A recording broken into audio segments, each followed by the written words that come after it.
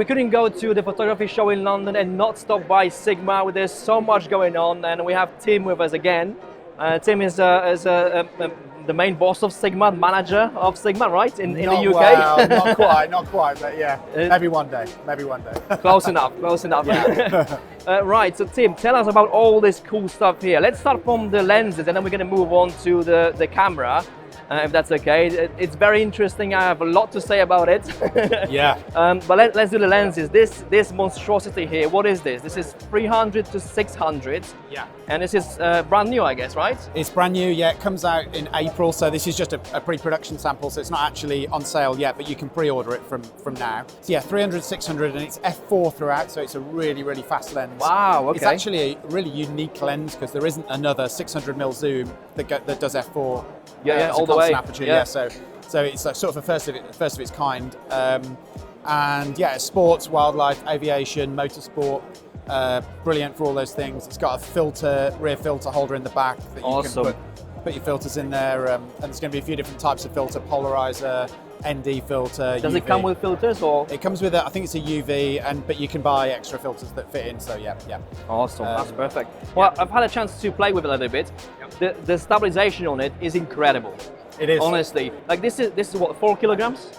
Yeah, just under 4 kilograms. Yeah. Under 4, yeah. So this is a heavy lens, obviously. It's a big lens. Has to be heavy, right?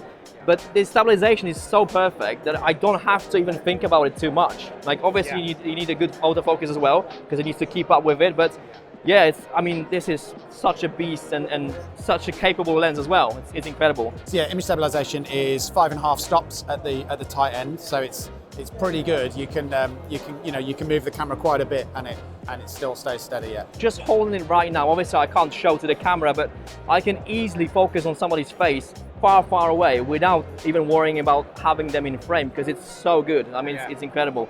This is a massive lens. So, how much is it? So it's just under 6,000. So 5,899. Yeah. So it's that's a good price. Pretty well priced for a lens of that type. Yeah. Yeah, I mean, it's really good price, especially with F4 across the whole range. It's incredible, honestly. That's right, and it's and I would say it's prime lens image quality in a zoom. So it's kind of and prime lens aperture as well. So it's kind of like having a prime lens with the flexibility of the zoom.